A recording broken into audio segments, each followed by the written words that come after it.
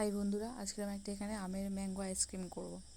তো ওই জন্য আমি একটা আম নিয়ে পাকা আম নিয়ে মিক্সার গ্রাইন্ডে মিক্স করে নিয়েছি। আমটাকে মিক্স করে এদিকে গ্যাসে আলাদা একটু দুধ আমুল দুধ, কেসার, চিনি, এই সমস্ত সব কিছু নিয়ে এটা ভালো করে ফোটাচ্ছি।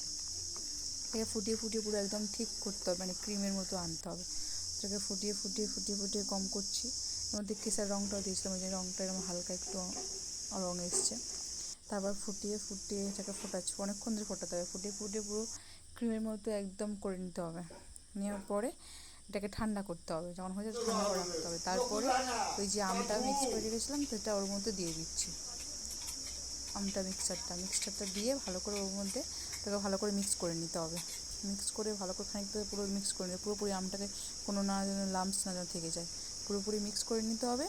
মিক্স করে নেওয়ার পরে ওই জিনিসটাকে কোনো একটা মানে কন্টেনারে ঢেলে নিতে হবে। কন্টেনারের মধ্যে আমাদের এখানে সাদা কন্টেনারে ঢেলে নিয়েছি, নিয়ে ফ্রিজের মধ্যে রেখে দিয়েছিলাম। 8 ঘন্টার মতো রেখে দিয়েছিলাম। 8 ঘন্টা রাখার পরে আর এটা পরের দিন সকাল দুপুরের দিকে এটা নিয়ে গিয়ে বের করে নিয়েছি। এটা মোটামুটি ভালোই পুরো নরম, মানে শক্ত হয়েছিল, খেতেও বেশ ক্রিমি মতো হয়েছিল। তোমরা সবাই করে দেখতে পারো, খুব ভালো টেস্ট হয়েছিল।